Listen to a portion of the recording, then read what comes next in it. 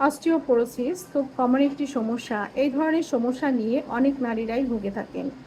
দেখা যায় বয়সের সাথে সাথে এই ধরনের জটিলতা বেড়ে যায়। হাড়ের ডেন্সিটি কমতে থাকে এবং হাড় ক্ষয় হতে থাকে। এই ক্ষয়জনিত ত্রুটি নিয়ে অনেক নারীরাই অনেক দ্রুত অনেক সিক হয়ে যান এবং তার স্বাভাবিক লাইফে চলাচল করতে অনেক অসুবিধা ফিল করেন। আসসালামু আলাইকুম, আমি সঞ্জিদা শারমিন, কনসালটেন্ট ফিজিওথেরাপিস্ট। কাজ করছি woman and child care and cure physiotherapy পয়েন্টে। এটা জাকির হোসেন রোডে অবস্থিত। এখানে নারীদের এবং শিশুদের ফিজিওথেরাপি চিকিৎসা এবং পরামর্শ প্রদান করা হয়। প্রিয় দর্শক, অস্টিওপোরোসিস রোগে যারা ভুগছেন বা সাফার হতে যাচ্ছেন তাদের জন্য কিছু অ্যাডভাইস রয়েছে। এই ধরনের জটিলতাগুলা সাধারণত যাদের ভিটামিন ডি ডিফিসিয়েন্সি রয়েছে এবং নারীদের দেখা যায় মেনোপজ পরবর্তীকালীন সময়ে ভিটামিন ডি ডিফিসিয়েন্সি এবং ওয়েট যাদের বেশি রয়েছে তাদের ক্ষেত্রেও দেখা যায় অস্টিওপোরোসিসের প্রবণতা ধীরে ধীরে বেড়েই চলেছে।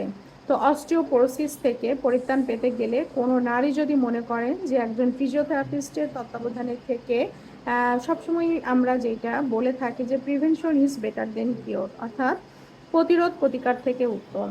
যদি কোনো নারী দেখা যায় তার 40 বছর বয়সের পর থেকে প্রতিদিন নিয়মিত কিছু ফ্রি হ্যান্ড এক্সারসাইজ, তার খাদ্য তালিকায় কিছু ফাইবারযুক্ত ভিটামিন ডি সমৃদ্ধ খাবার এবং দুধ জাতীয় খাবার, এছাড়া সামুদ্রিক মাছ এবং শর্করা জাতীয় খাবারগুলা যদি একটু কমিয়ে দিতে থাকেন এবং শারীরিকভাবে যদি সে সুস্থ থাকতে চান, সেক্ষেত্রে এই নিয়মগুলো যদি মানতে পারেন উনি প্রতিদিন 30 থেকে 40 মিনিট করে একটু হাঁটা, সব কিছু যদি মেনটেন করে চলেন, ওয়েটটা লস করে চলতে পারেন, তাহলে দেখা যায় সেই সব নারীদের ক্ষেত্রে এই অস্টিওপোরোসিসের প্রবণতা কমে যায়।